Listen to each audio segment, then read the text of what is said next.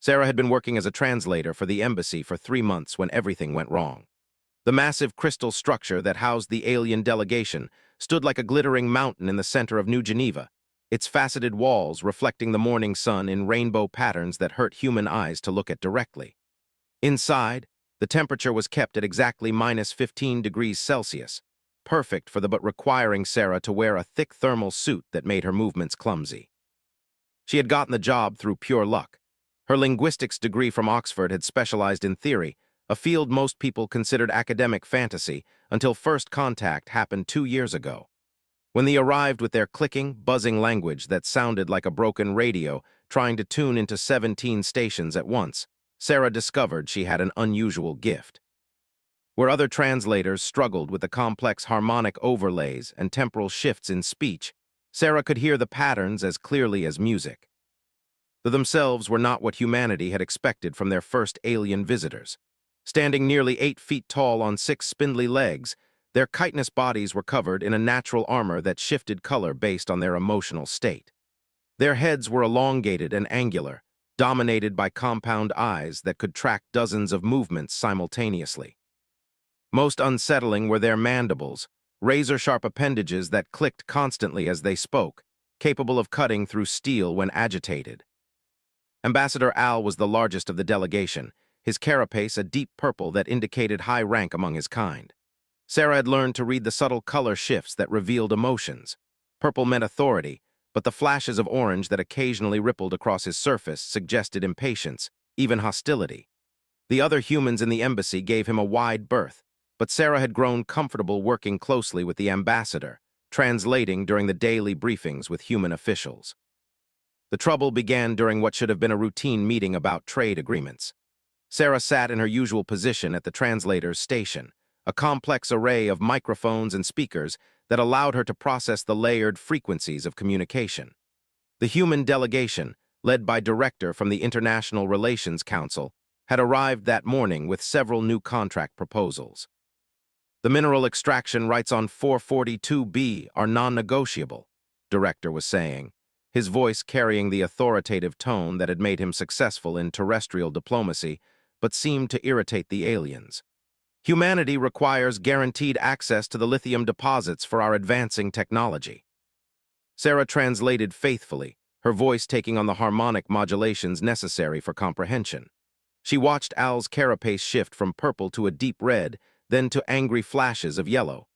The ambassador's mandibles began clicking in rapid staccato, a sound Sarah had learned meant extreme agitation. "The human delegation misunderstands," Al buzzed back, his response creating harmonic patterns that made Sarah's translation equipment screech with feedback.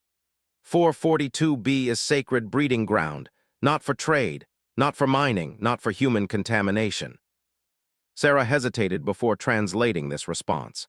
The word Al had used for contamination was particularly harsh carrying implications of disease and corruption. She softened it slightly, translating it as human presence instead. Director leaned forward, his face reddening. "Sacred or not, the preliminary surveys show enough lithium on that world to power Earth's energy grid for the next century. Surely there can be some arrangement."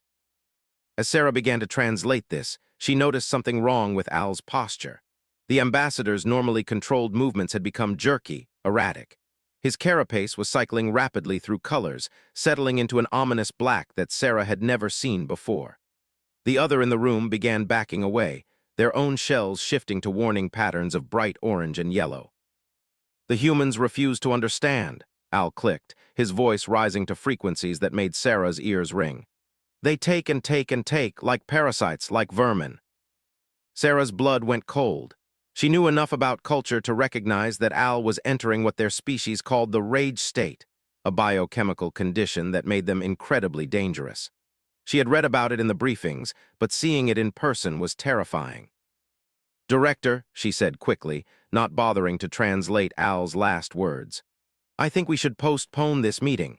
The ambassador seems to be experiencing some kind of medical episode." But was already standing, his own temper flaring. "Medical episode? He's being deliberately obstructive. Tell him that humanity didn't come this far to be resources by a bunch of oversized bugs." "Director, please," Sarah began but cut her off. Just translate what I said, word for word. Sarah looked at Al, whose carapace was now completely black, a color that in biology indicated a total loss of rational thought. She knew that translating's words would be catastrophic, but she also knew that her job required absolute faithfulness to the source material. The human director says, Sarah began, then stopped. She couldn't do it. The word had used, bugs, would translate into something far worse than an insult. It would be a declaration of war. What are you waiting for? Demanded. Al's compound eyes fixed on Sarah, and she realized with a chill that the ambassador understood more English than he had let on. He had heard words directly. The ambassador rose to his full height, his massive frame towering over the conference table. The temperature in the room seemed to drop another 10 degrees as his black carapace began to emit a low, thrumming sound that Sarah recognized as a war call. The human insults the people, Al buzzed, his mandibles spreading wide to reveal the razor-sharp cutting edges. Calls us by the name reserved for mindless pests. This cannot stand. Others in the room began backing toward the exits, their emergency protocols kicking in. Sarah realized with growing horror that she was the only human close enough for Al to reach. And his delegation were already moving toward the door, but the ambassador moved faster than Sarah had ever seen a move. One moment he was across the table from her, the next he was looming directly overhead, his mandibles clicking inches from her face. You, he buzzed, his voice now carrying harmonics that seemed to resonate in Sarah's bones. You translate the human's poison words. You make his insults into our language. You are complicit. Sarah forced herself to remain still, knowing that sudden movements might trigger the ambassador's predatory instincts. Ambassador Al, she said in perfect, using the formal honorifics that indicated deep respect. I did not translate the director's words because I knew they would cause offense. I was trying to prevent misunderstanding. Misunderstanding. Al's carapace flickered between black and deep red. There is no misunderstanding. The human calls us bugs, insects, vermin, and you. His mandibles moved closer to her face. You protect his insult by refusing to translate it. The logic was twisted, but Sarah could see how Al's rage-addled mind had arrived at it. By trying to prevent conflict, she had inadvertently made things worse. I meant no offense, Ambassador, she replied, still speaking in. I was following diplomatic protocol too. She never finished the sentence. Al's head snapped forward with snake-like speed, his mandibles clamping down on her left shoulder. The thermal suit provided no protection against the razor-sharp edges designed to cut through armor plating. Sarah felt the mandibles slice through fabric, then skin, then muscle, grinding against her collarbone with a sound like breaking glass. Pain exploded through her system, white-hot and overwhelming. She could feel Al's mandibles working deeper, seeking the major arteries in her neck. This wasn't just an attack, it was an execution attempt, carried out according to custom for dealing with those who showed disrespect to high-ranking officials. But even as the pain threatened to black out her vision, Sarah's mind remained clear. Years of studying culture had given her insights that few humans possessed. She knew that Al was not acting out of personal malice. He was following biological imperatives that had been hardwired into his species for millions of years. The rage state was essentially a form of temporary insanity, triggered by specific biochemical cascades. More importantly, she knew how to break it. Instead of screaming or struggling, which would only encourage Al's predatory instincts, Sarah began to speak. Her voice was strained by pain and the awkward position of her head, but she managed to produce the complex harmonic patterns of formal ritual language. I invoke the right of nest sibling, she said in perfect high ceremonial, using tonal structures that most humans couldn't even hear, much less reproduce. I claim kinship protection under the ancient codes. I offer the ritual of shared burden. The effect was immediate and dramatic. Al's mandibles stopped moving, though they remained locked in place around her shoulder. His compound eyes, which had been fixed and staring, began to move again. The black coloration of his carapace flickered, showing patches of deep purple and even some blue, colors that indicated confusion and returning rationality. Sarah continued speaking, her voice growing stronger despite the agony in her shoulder. She recited the ancient ritual verses that she had memorized during her cultural studies, never imagining she would need to use them to save her own life. By the codes that bind all children of the Great Nest, I claim you as battle sibling, she continued. Your rage is my rage, your pain is my pain, your honor is my honor. Let us share the burden of this moment and find the path forward together. The right of nest sibling was an ancient custom, older than their spacefaring civilization. It was originally used to prevent lethal conflicts between members of different hives who found themselves fighting over the same territory. By invoking it, Sarah was essentially claiming to be Al's adopted sister, making any violence between them a form of suicide. But the ritual required more than just words. Sarah reached up with her right hand, ignoring the fresh wave of pain from her shoulder, and placed her palm against the side of Al's head, just below his compound eye. It was an incredibly dangerous move, had reflexes that could snap a human hand off without conscious thought, but it was necessary to complete the ritual bonding. I see you, battle sibling, she said, using the most intimate form of address. I know your pain, I share your burden, let us find wisdom together. Al's entire body shuddered, and suddenly his mandibles released their grip on her shoulder. Sarah staggered backward, pressing her right hand against the bleeding wounds, but she kept her eyes fixed on the ambassador. The ritual wasn't complete yet. Al's carapace was shifting rapidly through different colors, purple, blue, green, and back to purple. His mandibles clicked in complex patterns that Sarah recognized as expressions of deep confusion and shame. When he spoke, his voice was barely above a whisper, carrying harmonics of profound regret. Nest sibling, he said, using the same intimate address form that Sarah had employed. I have brought dishonor to both our houses. The rage madness took me, and I nearly committed. Sarah nodded, still maintaining pressure on her wounded shoulder.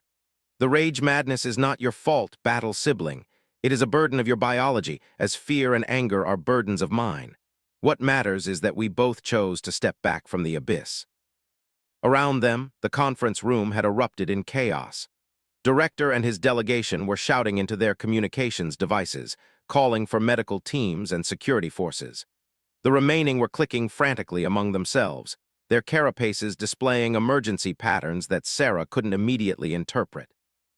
But in the eye of the storm, Sarah and Al stood facing each other, connected by an ancient ritual that had just prevented an interplanetary incident. You speak our deepest ceremonies with perfect understanding, Al observed, his mandibles clicking with what Sarah recognized as amazement. How does a human know the right of nest sibling? These words have not been spoken outside our for 3,000 cycles. Sarah smiled despite the pain. I spent 2 years studying at the Institute, learning everything I could about history and customs. I wanted to be able to communicate with your people not just linguistically, but culturally. I never expected to need that knowledge to save my own life. Al's carapace shifted to a deep blue color that Sarah had only seen in the textbooks, the color of profound respect and gratitude. You have shown wisdom beyond your years, small nest sibling, he said formally. And you have reminded me that there are humans who seek understanding rather than dominance. For this, I am in your debt.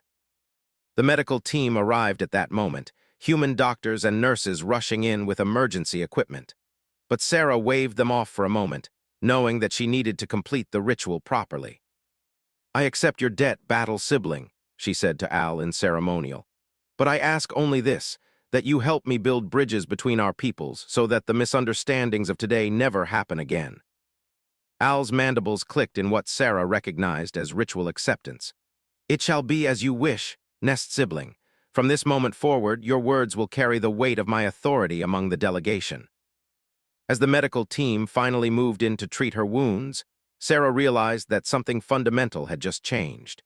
What had started as a diplomatic disaster had somehow transformed into something unprecedented, a formal alliance between a human and a high-ranking official, sealed in blood and ancient ritual. She had no idea that this moment would be remembered in both human and history as the turning point that saved the alliance between the two species. All she knew was that she had found a way to turn violence into understanding, and that the real work was just beginning. The last thing she saw before the pain medication took effect was Al standing guard over her, his massive form protecting her from the chaos around them. His carapace had settled into a steady purple color, but now it was highlighted with threads of gold, a color combination that, according to her studies, the medical bay at the embassy was unlike any hospital Sarah had ever seen.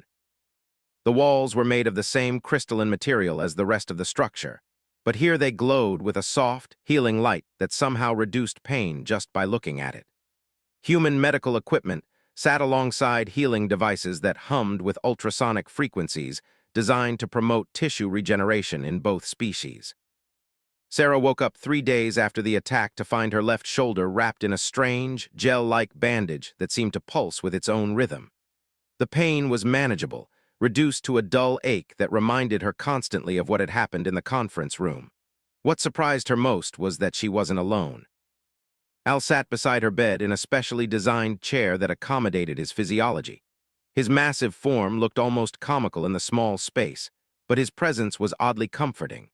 His carapace showed a steady purple color with those same golden threads Sarah remembered from before.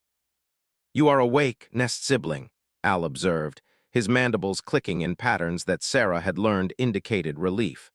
"The healers feared that the venom from my mandibles might cause lasting damage to your nervous system." Sarah blinked in surprise. "Venom? All carry paralytic compounds in our mandibles," Al explained, his tone carrying harmonics of shame. "It is meant to incapacitate prey quickly and painlessly. I did not consider that human physiology might react differently to the toxins." Sarah tested her ability to move, flexing her fingers and rotating her right shoulder. Everything seemed to work normally, though her left arm was still stiff from the bandages. "I seem to be fine," she said, then switched to formal. "My battle sibling need carry no guilt for biological functions beyond his control." Al's carapace flickered with patterns Sarah had never seen before, rapid shifts between blue and green that she couldn't immediately interpret. "Your pronunciation has improved significantly," he observed. "Are you studying while unconscious?" Sarah laughed, then winced as the movement pulled at her shoulder. "No, but I've been listening to language recordings for 3 months. I think the attack might have triggered some kind of stress learning response. Everything sounds clearer now." It was true. Sarah could hear subtleties in Al's speech that had escaped her before, emotional undertones and cultural references that added layers of meaning to every phrase. It was as if the traumatic bonding experience had opened new pathways in her brain for processing alien communication. "There is something we must discuss," Al said, his tone growing serious. "The human authorities wish to terminate the diplomatic mission. Director has filed formal complaints with your government, claiming that I am an unstable security risk." Sarah struggled to sit up in bed, ignoring the protests from her injured shoulder. "That's ridiculous. You were experiencing a documented medical condition. It would be like punishing someone for having an epileptic seizure." "The humans do not see it that way," Al replied. "They see only that an official attacked a human civilian, is demanding my immediate recall to thee and the suspension of all trade negotiations." This was exactly what Sarah had feared. The fragile alliance between humans had been built on mutual need. Humans required access to technology and resources, while they needed human manufacturing capabilities to support their expanding colonies. A diplomatic breakdown now would set back both species by decades. "What does your government say about this?" Sarah asked. Al's mandibles clicked in patterns that indicated bitter amusement. "The High Council is divided. Some believe I should submit to human justice as a gesture of good faith. Others argue that accepting blame would validate human claims of inferiority." Sarah could see the impossible position was in. If he accepted responsibility for the attack, it would be seen as weakness by his own people. But if he culpability, the humans would view it as arrogance and refuse to continue negotiations. "There's a third option," Sarah said slowly, an idea beginning to form in her mind.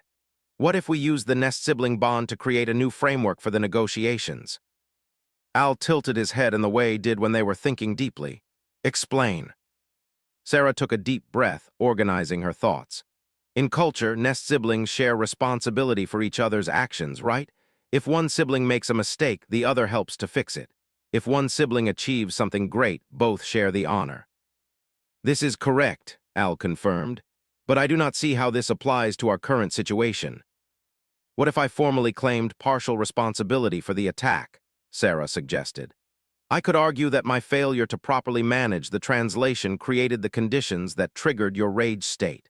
As your nest sibling, I should have recognized the warning signs and intervened before the situation escalated."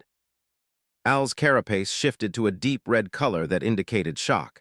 You would take blame for my loss of control. I would take shared responsibility, Sarah corrected. That's different from blame. We would both acknowledge our roles in the incident and work together to ensure it never happens again. The idea was audacious, but Sarah could see its potential. By framing the attack as a mutual failure of communication rather than an act of aggression, they could transform the narrative from one of conflict to one of learning and growth. The humans would never accept this, Al objected. They do not understand the concept of shared responsibility. Then we'll have to teach them, Sarah said with a confidence she didn't entirely feel. But first, I need to know something. Are you willing to work with me to save the Alliance? Because what I'm proposing will require both of us to put ourselves at risk. Al was quiet for a long moment, his compound eyes reflecting the soft light from the crystal walls. When he spoke, his voice carried harmonics that Sarah had learned indicated solemn determination. 3 days ago, I nearly killed the one human who has shown genuine understanding of my people, he said. I have dishonored myself and endangered everything my government hopes to achieve on this world. If there is a path to redemption that preserves the Alliance, I will follow it, regardless of personal cost. Sarah nodded, then carefully swung her legs over the side of the medical bed. Then we need to get to work. The first thing we need to do is request a meeting with both governments, human and. We're going to propose something that's never been tried before in diplomacy. What exactly are you planning? Al asked, his mandibles clicking with what Sarah recognized as nervous anticipation. We're going to volunteer to serve as permanent intermediaries between our species, Sarah explained as she tested her ability to stand. A human team bound by nest-sibling oaths, responsible for preventing future misunderstandings and resolving conflicts before they escalate to violence. The scope of what she was proposing hit her as she said it. She was essentially volunteering to spend the rest of her career permanently linked to an alien official, serving as a bridge between two very different civilizations. It would mean giving up any hope of a normal human life, but it might also be the key to ensuring long-term peace between the species. This is unprecedented, Al observed. There is no framework in either of our governmental systems for such an arrangement. Then we'll create one, Sarah said, reaching for the clothes that someone had left on a nearby chair. The attack happened because we relied on traditional diplomatic protocols that don't account for biological and cultural differences between our species. Maybe it's time to try something completely new. As she dressed, Sarah could see Al considering the implications of her proposal. His carapace was cycling through different colors, purple for authority, blue for contemplation, and brief flashes of green that she had learned indicated excitement. There would be significant challenges, he said finally. Both governments would need to accept the legitimacy of the nest-sibling bond. Your people would need to understand that you now carry authority equivalent to a high official. Sarah paused in the middle of putting on her thermal suit. She hadn't fully considered that aspect of the bonding ritual. According to custom, her new status as Al's nest-sibling would give her significant political power within their government structure. And your people would need to accept that I have a say in policy decisions that affect human interests, she realized. Exactly. You would no longer be simply a translator or cultural advisor. You would be a voice of human concerns within the power structure, just as I would represent interests within human decision-making processes. The magnitude of what they were contemplating was staggering. They were essentially proposing to create a new form of government, a hybrid system that could bridge the gap between two completely different species. There's one more thing we need to consider, Sarah said as she finished dressing. This proposal will make us targets. There are factions on both sides who benefit from conflict between humans, and they won't want to see us succeed. Al rose from his chair, his full height making the medical bay seem suddenly cramped. Then we will need to be very careful and very smart about how we proceed. Sarah looked up at her unlikely partner, this massive alien who had nearly killed her, and was now willing to risk everything to work with her toward peace.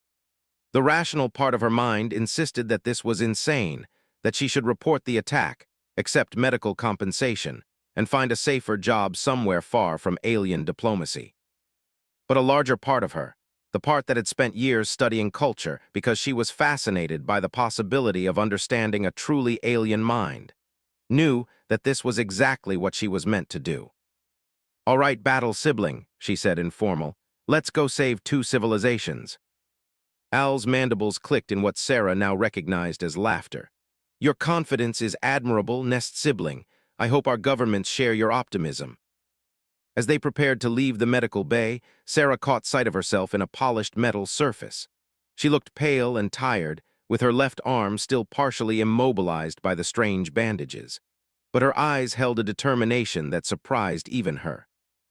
3 days ago, she had been a simple translator, facilitating communication between species, but never really affecting the course of events.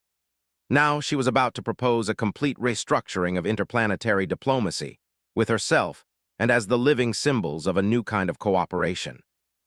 The irony wasn't lost on her that the path to peace had begun with an act of violence, but perhaps that was appropriate. Both humans and understood strength and struggle. Maybe it was only through facing the worst possibilities that they could find the motivation to build something better.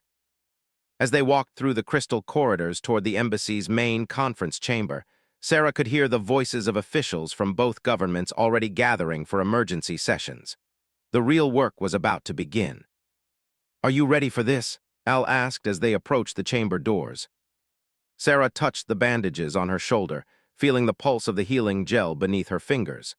As ready as someone can be to change the course of galactic history. The doors opened before them, revealing a room full of humans and all talking at once, their voices creating a cacophony that would have been incomprehensible just a week ago. But now Sarah could hear it all, every word, every harmonic, every emotional undertone in both languages. It was time to build a bridge between worlds. The emergency joint session was unlike anything in the history of interplanetary diplomacy. The main conference chamber had been hastily reconfigured to accommodate representatives from both governments, with the temperature set to a compromise that left everyone slightly uncomfortable. Human officials sat bundled in winter coats, while wore heating units that hummed softly against their carapaces. Sarah and Al entered the chamber together, and the effect was immediate. Conversations stopped mid-sentence as dozens of eyes, both human and compound, focused on the unlikely pair.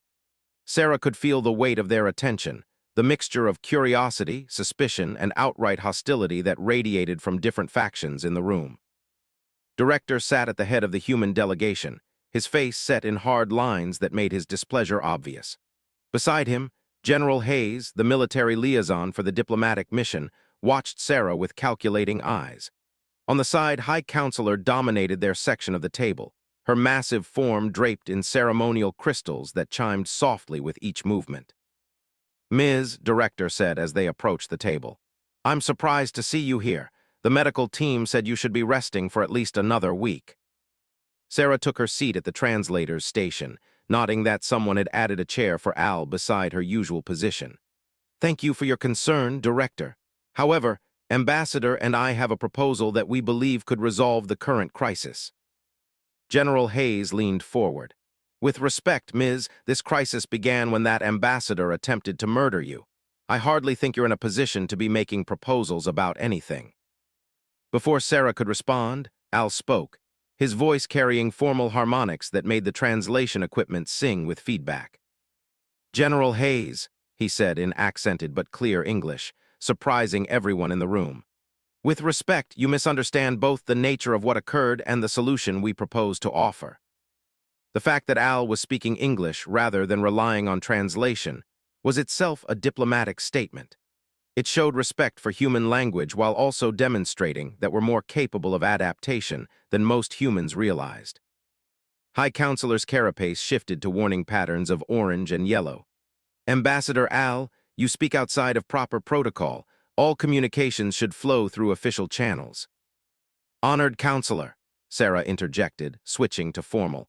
"With permission, I would like to address the Joint Assembly regarding the events of 3 days ago and their implications for our continued cooperation." The request was audacious. As a human civilian, Sarah had no standing to address the High Council directly, but by invoking her new status as Al's Nest sibling, she was claiming the right to speak with his authority.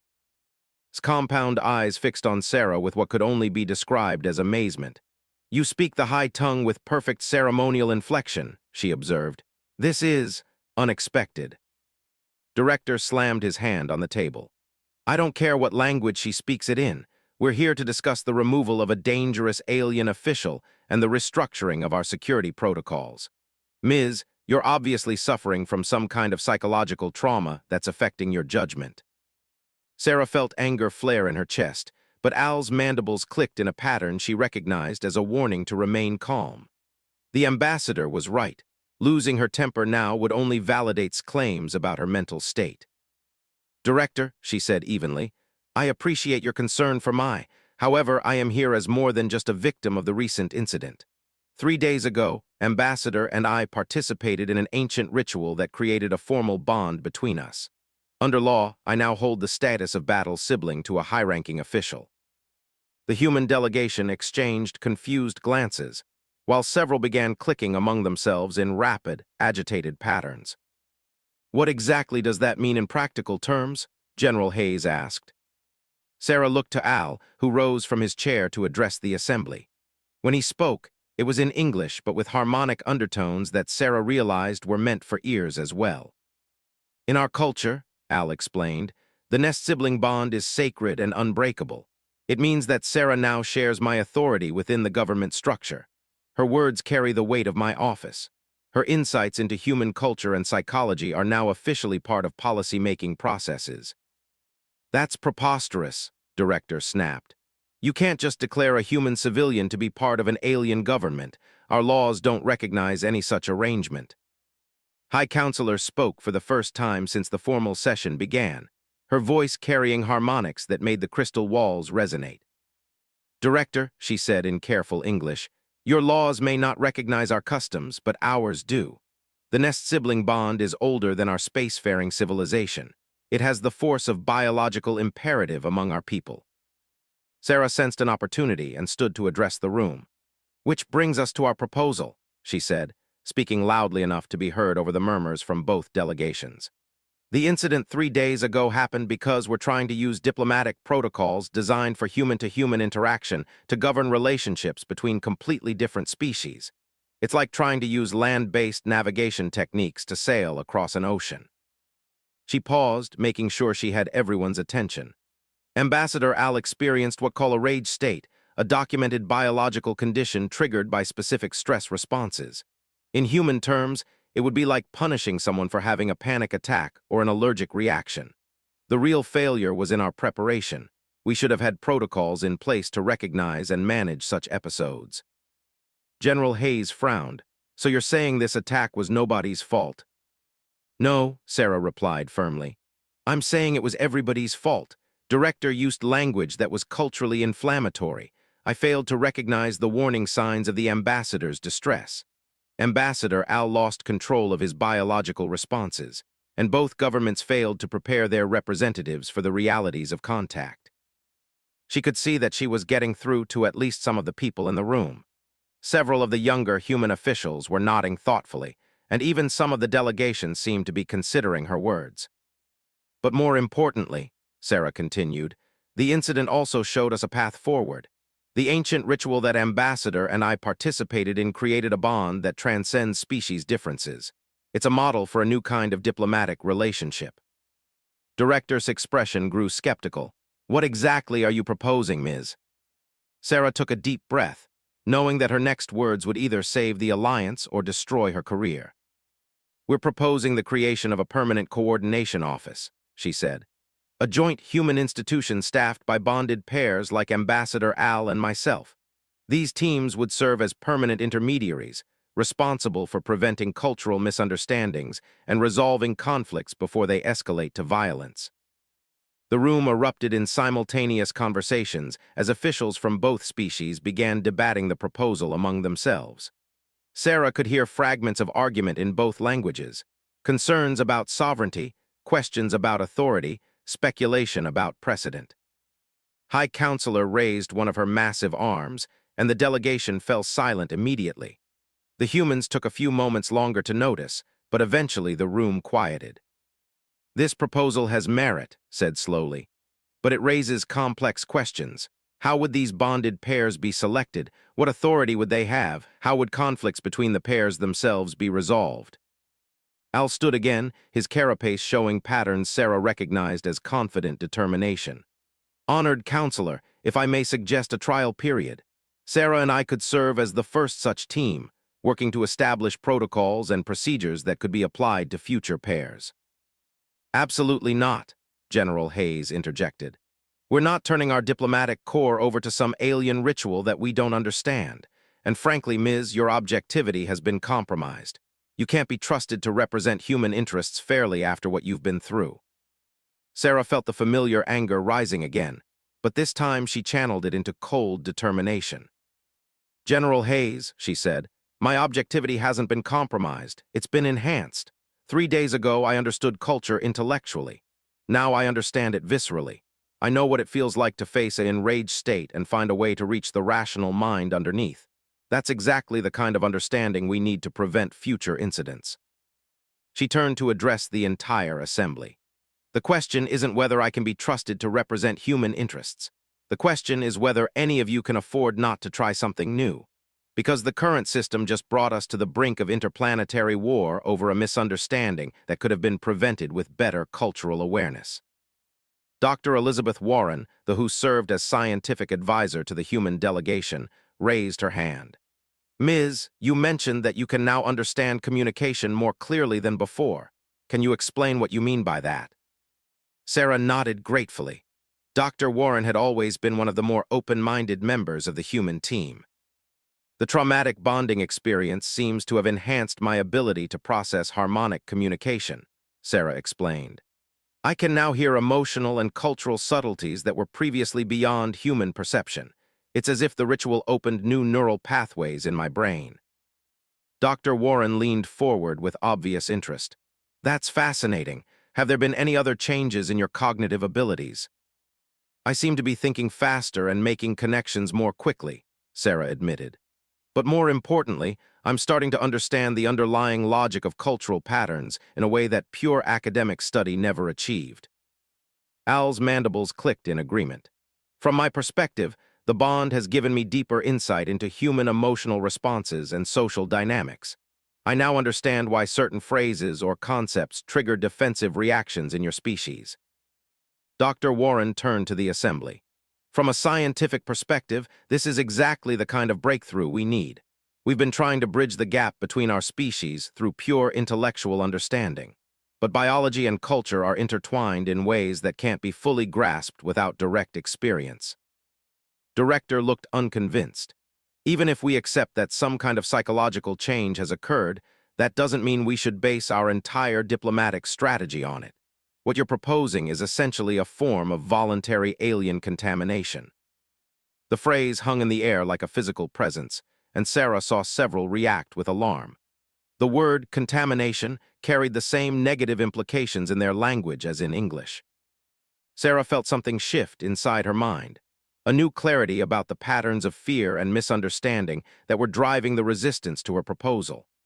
It was as if she could suddenly see the psychological terrain of the entire room, mapping the alliances and conflicts that would determine the outcome of their initiative.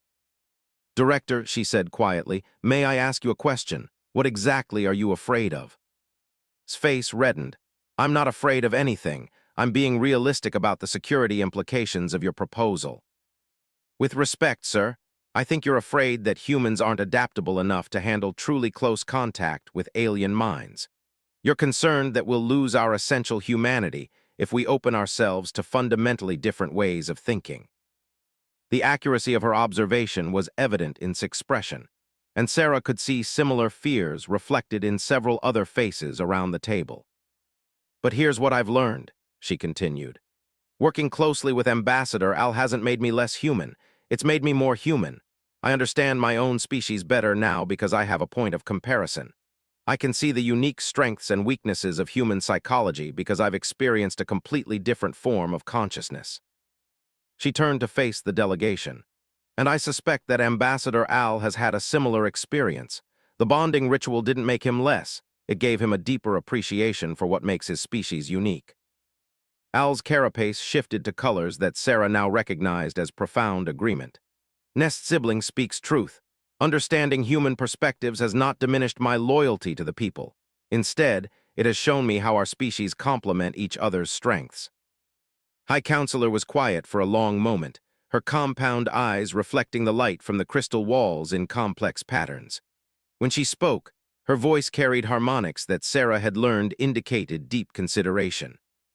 "The proposal has merit," she said finally, "but implementation would require careful planning and extensive safeguards. We cannot simply thrust representatives from both species into bonding rituals without proper preparation and consent." Dr. Warren nodded enthusiastically. "We could start with volunteers who have already demonstrated strong cross-cultural understanding. Psychologists and from both species working together to develop protocols and training programs." Sarah could see momentum building for the idea, but she also noticed that director and several other human officials were becoming increasingly resistant. "This is moving too fast," declared. "We need time to study the implications and consult with our governments. I'm not prepared to authorize any kind of formal bonding program based on one isolated incident." General Hayes nodded in agreement. "And we still haven't addressed the security concerns. How do we know that these bonding rituals don't compromise the loyalty of human participants? How do we prevent alien influence on our decision-making processes?" Sarah realized that they had reached a crucial moment. The proposal could still be derailed by fear and bureaucratic caution. She needed to find a way to demonstrate the value of the human partnership in terms that even the skeptics could understand. "Director," she said, "what if Ambassador and I could prove the effectiveness of our approach? Give us 30 days to work together on a specific problem, something that traditional diplomacy has failed to resolve." Eyes narrowed. "What kind of problem?" Sarah looked at Al, seeing understanding flash in his compound eyes. They both knew exactly what problem to tackle. "The 442B mining dispute," she said. "The issue that triggered the original incident. Give us 30 days to find a solution that serves both human resource needs and cultural concerns." The room fell silent as both delegations considered the proposal. 442B had been a sticking point in negotiations for months, with neither side willing to compromise on what they saw as essential interests. "And if you fail?" General Hayes asked. Sarah met her gaze steadily. "Then you'll have proof that the bonding approach doesn't work, and you can proceed with whatever alternative you prefer." "And if we succeed," Al added, "you will have a model for resolving similar conflicts in the future." High Counselor's carapace displayed patterns that Sarah interpreted as cautious optimism. "The challenge is fair. Both species have much to gain or lose based on the outcome." Director looked around the table, clearly weighing political calculations that Sarah could only guess at. Finally, he nodded slowly. 30 days, he said, "but with conditions. You'll work under the supervision of a joint oversight committee. All progress reports will be shared with both governments.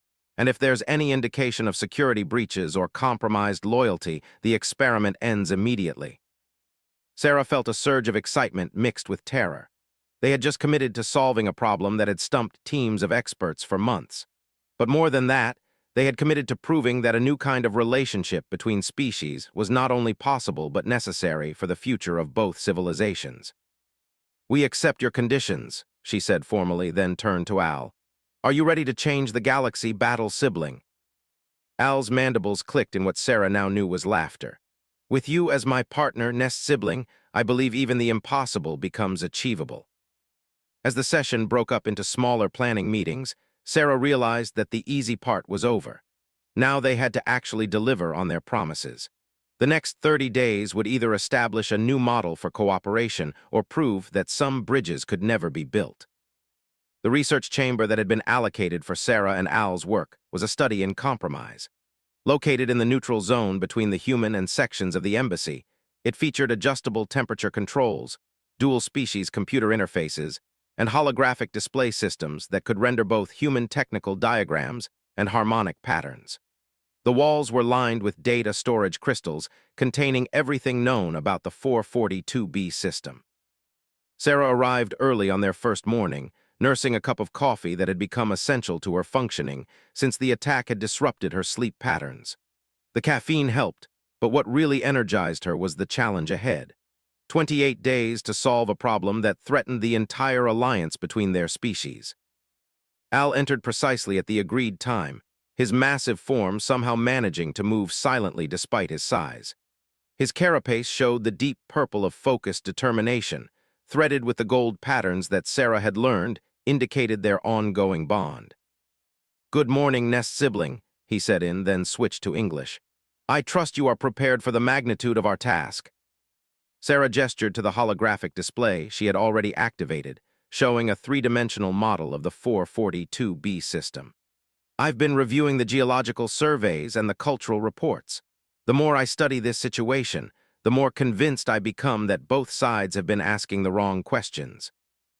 Al approached the display, his compound eyes tracking details that human vision would miss entirely. "Explain." "Look at how we've been framing the problem," Sarah said, manipulating the hologram to highlight different regions of the planet. "Humans see 442B as a resource to be extracted. We focus on lithium deposits, extraction rates, and profit margins. See it as a sacred space to be protected. You focus on breeding cycles, spiritual significance, and cultural preservation." She paused the display and turned to face her partner. "But what if we're both wrong about what the planet actually represents?" Al's mandibles clicked thoughtfully. "You believe there is a third perspective we have not considered." "I think there might be a shared perspective that neither side has fully explored," Sarah replied. "What if instead of arguing over whether to exploit the planet or preserve it, we asked how to use it sustainably for both purposes?" Sarah brought up detailed scans of the planet's surface, zooming in on the specific regions that had become central to the dispute. 442B was a world of vast crystal formations and underground cave networks, with surface conditions that were hostile to most life forms but perfect for certain types of industrial operations. "The breeding sites are all located in these underground crystal caverns," she pointed out. "The formations provide specific harmonic frequencies that are essential for your reproductive cycles, correct?" "Yes," Al confirmed. "The resonance patterns stimulate hormone production and synchronize mating behaviors across large populations. Without access to such sites, our birth rates decline significantly. And the lithium deposits that humans need are primarily in surface-level formations that don't connect to the cave systems," Sarah continued. "In theory, both operations could proceed simultaneously without interfering with each other." Al studied the geological data more carefully, his carapace shifting through different color patterns as he processed the information. The surface mining operations would generate significant vibrations and electromagnetic disruptions. These could interfere with the harmonic patterns necessary for successful breeding. Sarah nodded. "That's the technical challenge we need to solve. But there's a bigger issue. Both species have approached this as a zero-sum competition instead of looking for mutually beneficial solutions." She brought up a new set of data, showing the human projections for lithium extraction compared to population models for the breeding sites. "What if we could design mining operations that actually enhance the harmonic properties of the crystal formations?" she suggested. "Instead of disrupting the breeding sites, the mining equipment could be configured to generate complementary frequencies that improve breeding success rates." Al's compound eyes fixed on her with what she had learned to recognize as intense interest. "You are proposing that human industrial activity could benefit biological processes." "Why not?" Sarah replied. "Human engineering is extremely good at precision frequency generation. Biology is incredibly sensitive to harmonic patterns. Those capabilities should complement each other, not conflict." She pulled up technical specifications for human mining equipment, overlaying them with biological requirements. "Look at this. The resonance frequencies that your species needs for optimal breeding are within the range that human crystal-cutting lasers can produce as a secondary effect. With some modifications to the equipment, we could actually amplify the natural harmonic properties of the caves." Began clicking rapidly, patterns that Sarah recognized as excited calculation. "This could increase breeding efficiency by significant margins. Our population projections for the next century would need complete revision. And the lithium extraction would proceed faster with harmonic assistance," Sarah added. "Your species' ability to sense crystal structure flaws could help human miners avoid unstable formations and optimize extraction patterns." The more they worked with the data, the more possibilities emerged. What had seemed like an intractable conflict between incompatible goals was beginning to look like a complex engineering problem with multiple creative solutions. "There is something else to consider," Al said after they had been working for several hours. "The political implications of what we are proposing extend far beyond this single planet." Sarah looked up from the technical specifications she had been reviewing. "What do you mean?" "If we succeed in creating a truly integrated operation on 442B, we will be demonstrating that human and capabilities can be combined to achieve outcomes that neither species could accomplish alone," Al explained. "This would fundamentally change how both governments approach cooperation." Sarah felt a chill as she realized the scope of what they were attempting. We wouldn't just be solving the 442B dispute, we'd be creating a template for human integration across multiple worlds and industries. Exactly, and there are powerful interests on both sides who prefer the current system of separation and competition, Al warned. If we succeed too well, we may find ourselves facing opposition from within our own governments. Before Sarah could respond, the Chamber's communication system activated with an incoming priority message. Director's face appeared on the human standard display, while High Counselor's image materialized on the holographic projector. "Ms. Ambassador Al," began without preamble, "we've received intelligence that concerns us. There are reports of unauthorized meetings between human industrial representatives and mining interests. We want to ensure that your work isn't being influenced by outside parties with their own agendas." High Counselor's carapace showed warning patterns as she spoke. "Additionally, members of the purist faction within our own government have expressed concerns that too much cooperation with humans could compromise cultural integrity. They are monitoring your progress closely." Sarah exchanged glances with Al, recognizing the political pressure that was already beginning to build around their project. "Director High Counselor," she replied formally, "we appreciate your concerns. However, we believe that the solution we're developing will actually strengthen both species' positions rather than compromise them." "Can you provide details about your progress?" asked. Sarah hesitated. They had made significant breakthroughs, but the ideas were still theoretical. Presenting them too early might generate opposition before they could prove their viability. "We're working on a proposal that would allow both human mining and breeding operations on 442B, she said carefully. "Instead of competing for exclusive access, we're exploring ways to make the operations mutually beneficial." The reaction was immediate and predictable. Expression grew skeptical whilst carapace shifted to colors that indicated alarm. "Ms. said slowly, I hope you're not proposing to give interests any kind of control over human mining operations.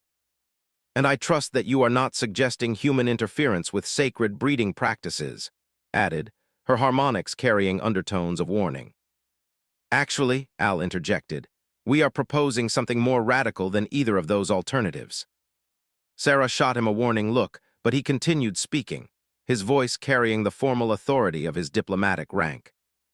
"We are developing a proposal for true integration," he explained.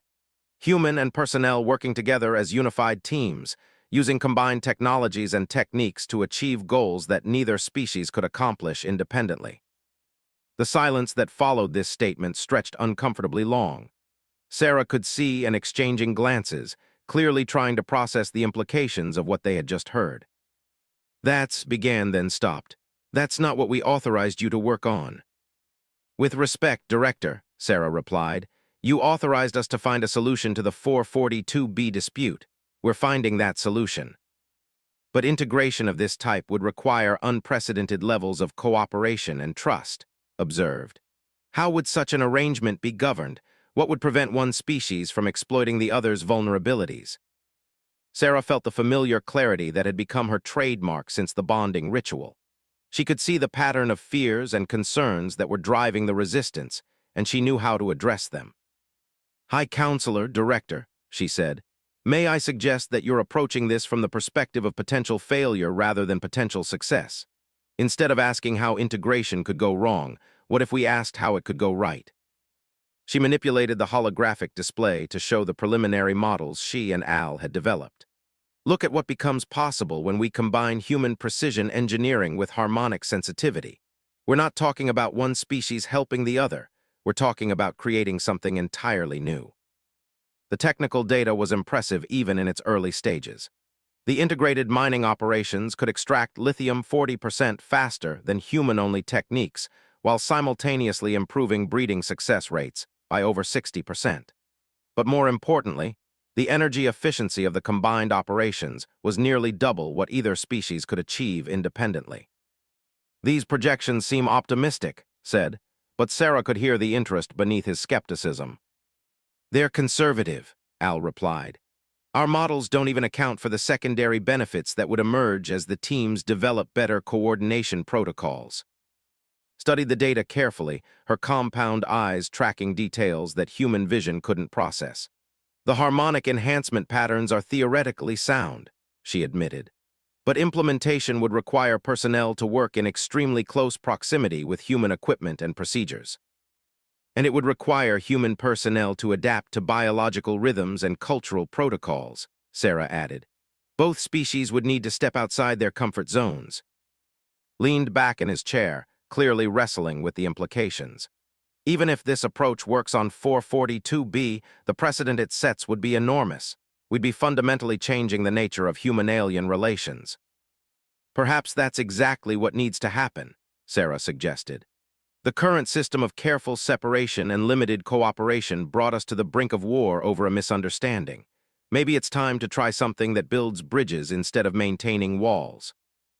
The communication ended with both leaders promising to review the preliminary data, but Sarah could see the uncertainty in their expressions. What she and Al were proposing challenged fundamental assumptions about how different species should interact. "We may have pushed too hard, too fast," Al observed after the transmission closed. "Maybe," Sarah agreed, "but I'd rather face opposition based on what we're actually proposing than have our ideas rejected based on misconceptions and fear." She turned back to the technical data, feeling the weight of the challenge ahead. They had 26 days left to prove that their integrated approach could work, but now they were racing against political resistance as much as technical obstacles. "There's something else we need to consider," she said to Al. "If we succeed in creating this integrated operation on 442b, we'll need to train the human and personnel who will actually implement it.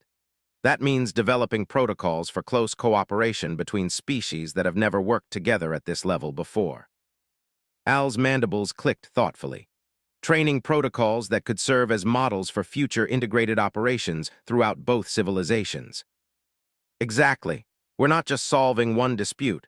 We're potentially creating a new form of civilization that combines the best capabilities of both species." The scope of their project had grown far beyond anything Sarah had originally imagined. What had started as an attempt to save the alliance between two species had evolved into the foundation for something unprecedented in galactic history. But as she looked at the complex technical challenges still ahead of them, Sarah felt a surge of confidence. She had the right partner for this kind of impossible task. Together, she and Al were proving that the most unlikely partnerships could produce the most extraordinary results.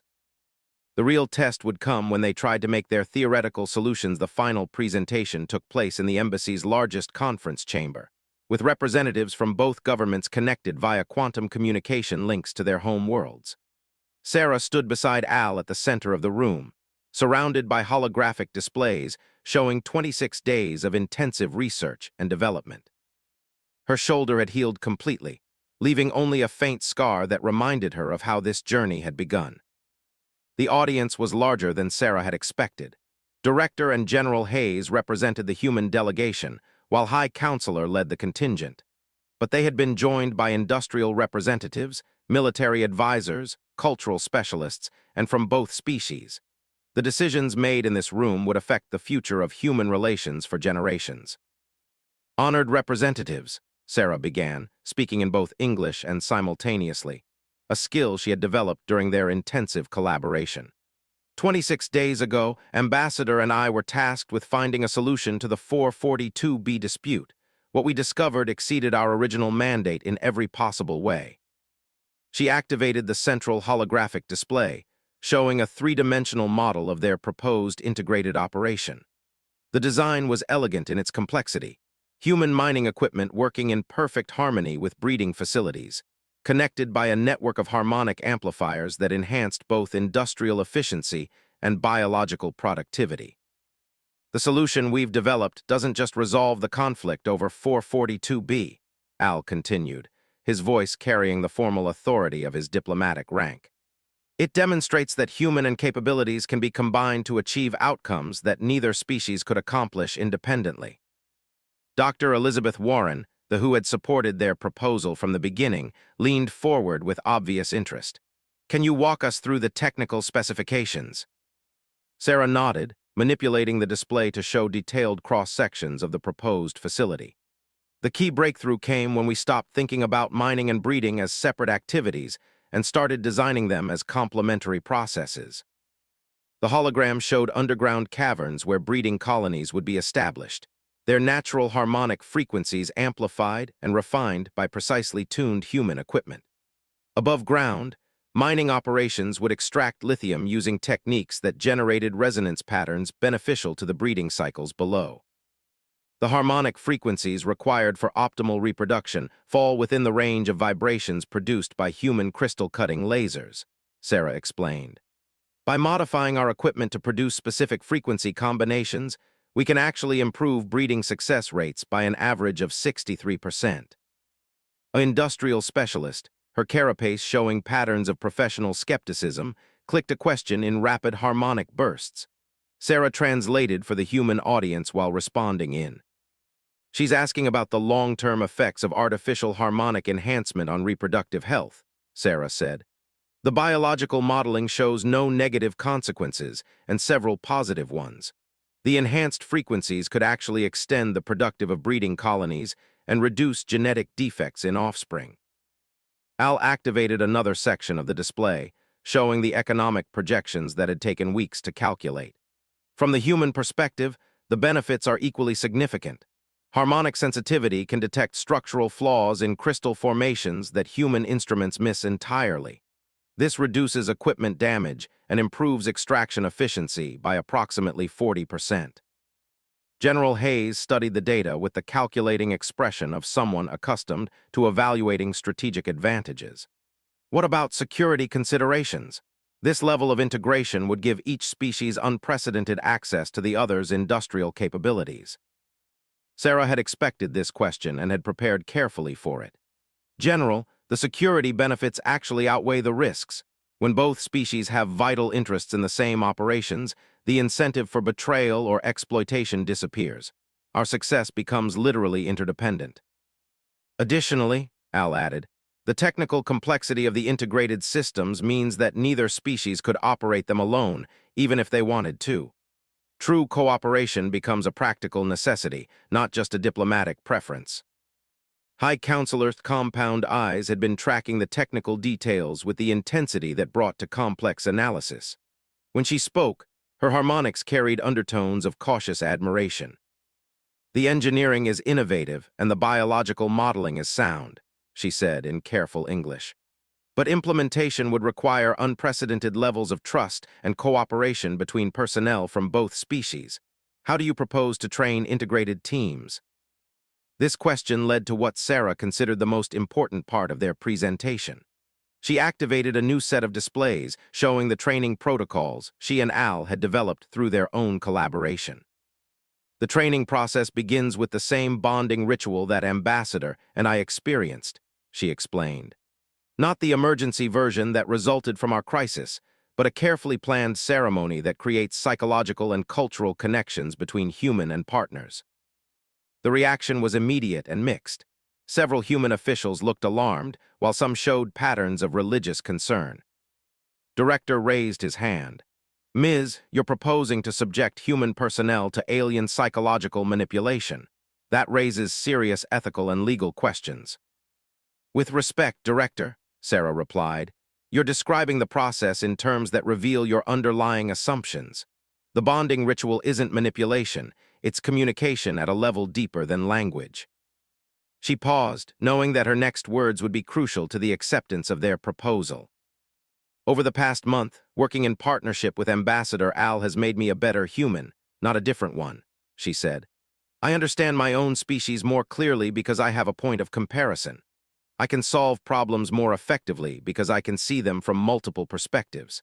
I can communicate across cultural barriers because I've experienced what it means to truly understand an alien mind. Al's carapace showed the golden patterns that indicated their ongoing bond. The experience has been equally beneficial from my perspective, he said. Understanding human thought processes has not diminished my loyalty to the people. Instead, it has shown me how our species can work together to achieve goals that neither could accomplish alone.